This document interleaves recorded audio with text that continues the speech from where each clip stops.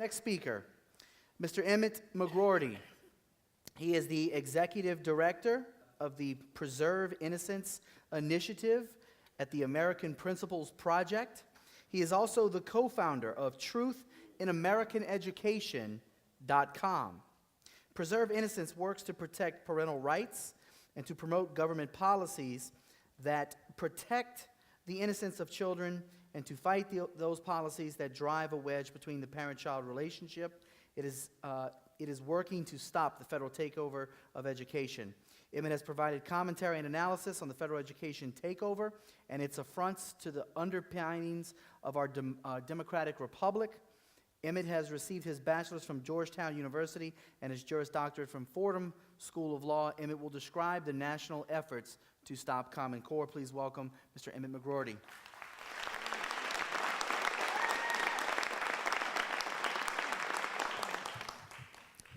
So I'm a lawyer, and I'm from Washington, D.C., and I'm here to help.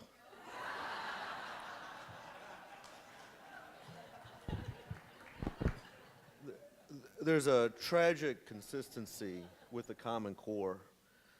Through the process in which it was inflicted upon the people, it denigrated our constitutional structure. And through its content, it fails to prepare our children to be the citizen leaders that our founders intended. We know, as we've heard today, that the Common Core is of poor quality. This is not a subjective matter, it's a matter of fact. As you have heard by the admission of its architect, Common Core fails to prepare children for competitive four-year universities, and it fails to prepare children for STEM studies. It has this fuzzy math approach that slows their learning progression. It throws out traditional Euclidean geometry in favor of a system of teaching geometry that has failed everywhere in the world in which it has been implemented, K-12.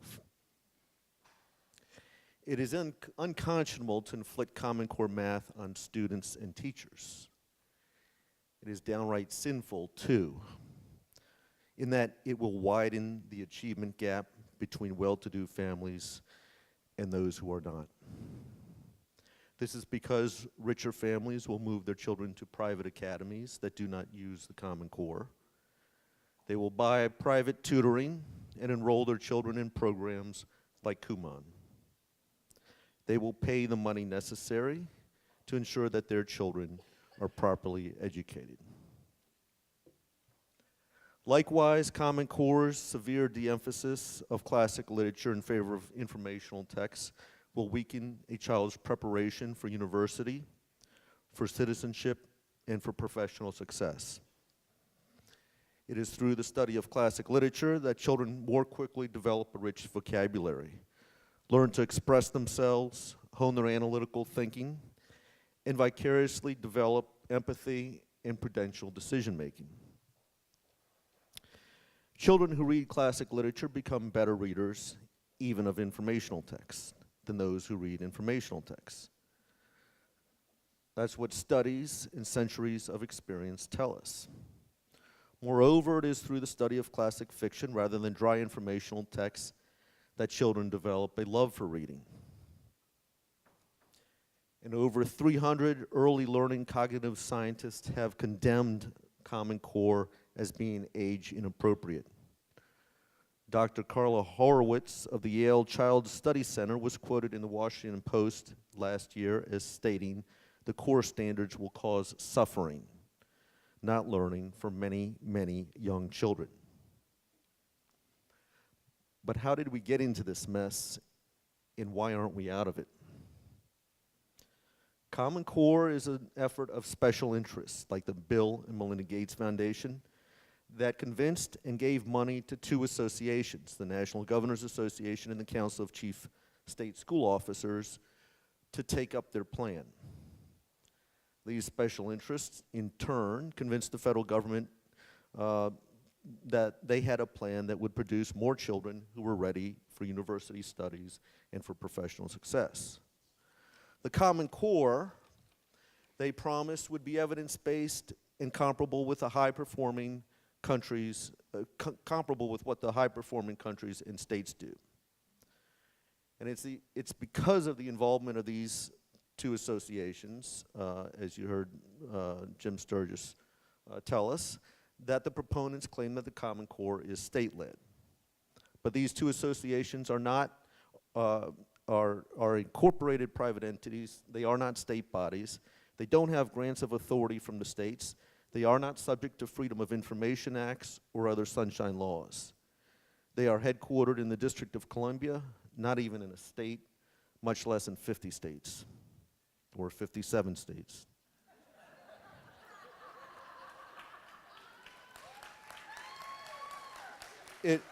It would be difficult for a state to even assert general legal jurisdiction over them. Moreover, National Governors Association even takes money from the federal government. So when governors attend and participate, they are not engaging in state action.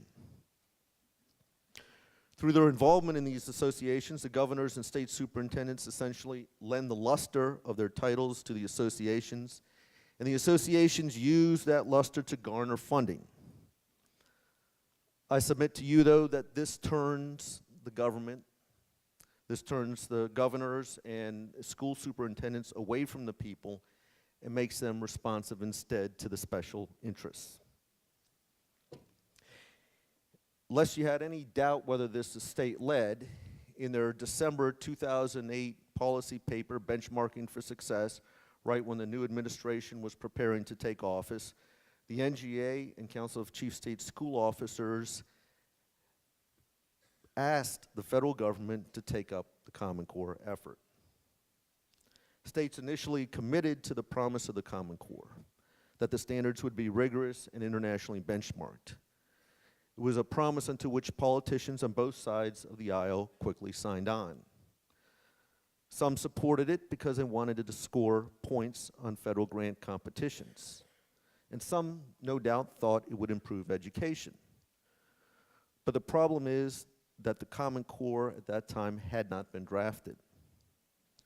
When the final product came out, it failed to meet its promise. But those who orchestrated the National Common Core effort did not want to admit this. And governors and state school boards signed their states onto the Common Core in order to get the points on federal grant competitions. A competition that most states did not win. And they did so without giving their citizens and their legislators meaningful notice. Moving forward, the states have given away a tremendous amount of their sovereignty.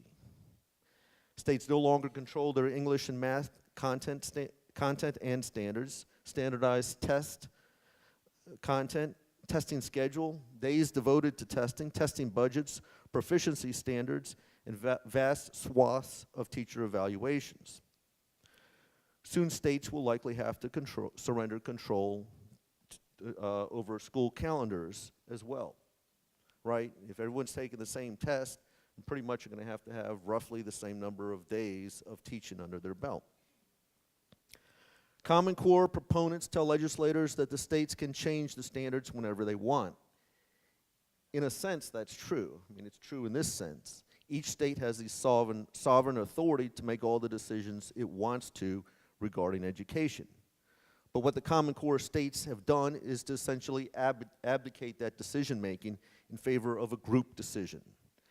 Instead of making the standards and testing decisions based on the will of their people, states are making those decisions based on the decisions of private associations, other states, and likely the federal government. Common Core states have committed to collaboration and sharing, not to responding to the will of their people. Furthermore, the Common Core is proof that corporatists do not have an identity of interest with parents. Corporatists look at children as human capital that should be trained to fill their needs, to supply an abundant workforce. They do not look at children as individuals who must be educated to be capable of pursuing the truth and understanding humanity, persons of substance in their churches, in their communities, and in their country. The Common Core product is horrendous, but the plan to push it into the states was brilliant. Brilliant in a sad, tragic way. But there's two things that the Common Core strategists did not count on. They did not anticipate that parents and other citizens would rise up to once again direct government to be the citizen leaders upon which our constitutional structure rests.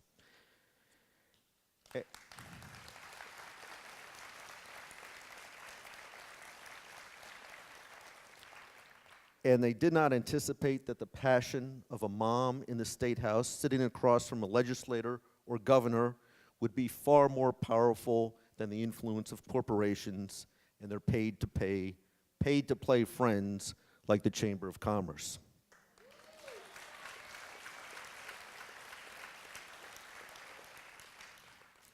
Legislators and governors, with few notable exceptions, are in unfamiliar territory now.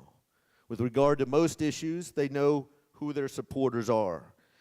They can figure out how much to push certain issues and when to lay back on other issues, and therefore have a reasonable chance at re-election.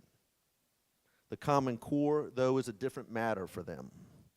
It is a new issue, and it is one that the media has failed utterly to understand.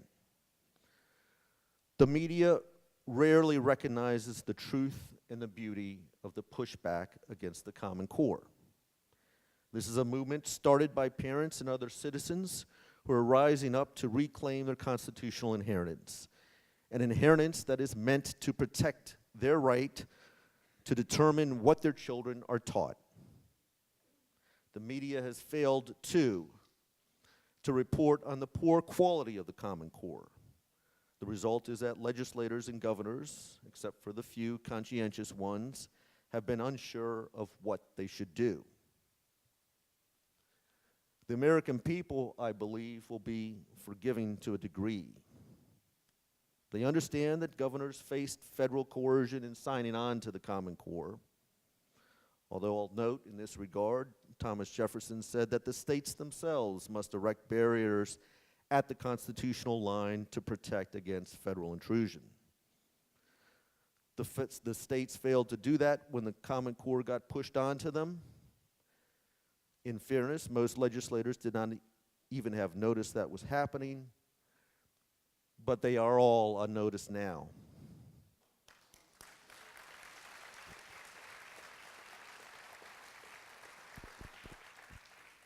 We need legislators and governors to courageously stand up to the federal government and the corporatists, and we need them to lead their states out of the Common Core to a truly high-quality system of education.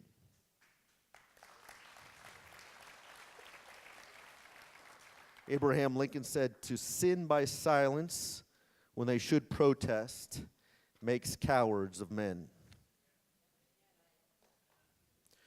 Those governors and legislators who fight the good fight will be heroes, regardless of what they did or failed to do in the past on this issue. However, this is a rapidly closing window for these legislators and governors. Over the last 8 months or so, a true national movement has arisen to get rid of the Common Core, to push back against the federal intrusion, and to cleanse our system of corporatism. Parents do not want their children to be taught the Common Core garbage for another year.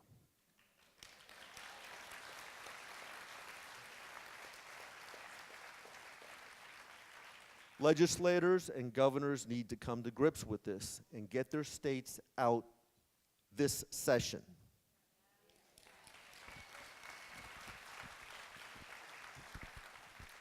If they don't, there will surely be moral forgiveness from the people, but there will not be political forgiveness.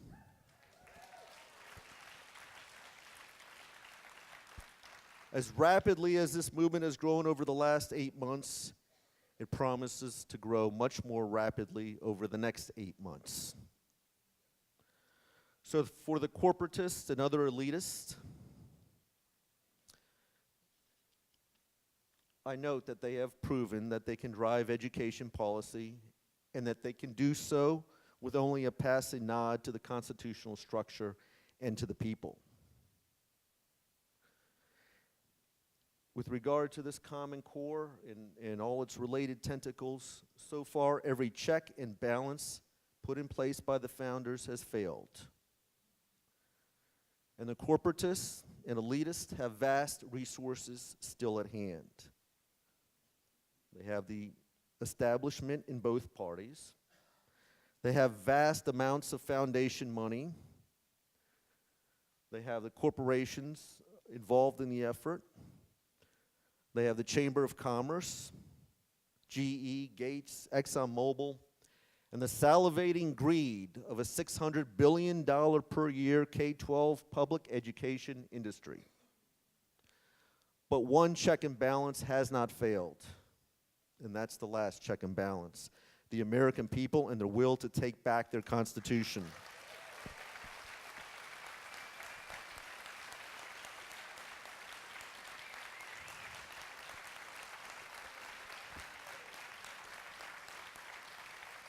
To exercise their right to shepherd their children's formation.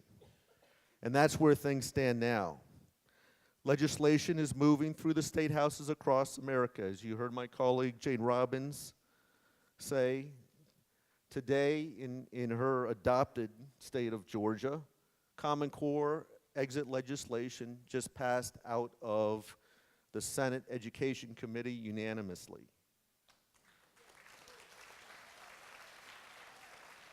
Last spring, it failed to get out of committee.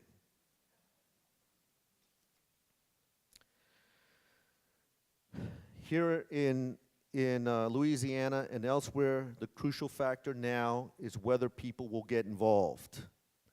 Make a simple few phone calls to their state legislators and governors. Maybe make a visit or two, connect with other groups, encourage their friends and families to get involved. The question is simple. Will we reclaim our founding, or will we condemn it by our silence?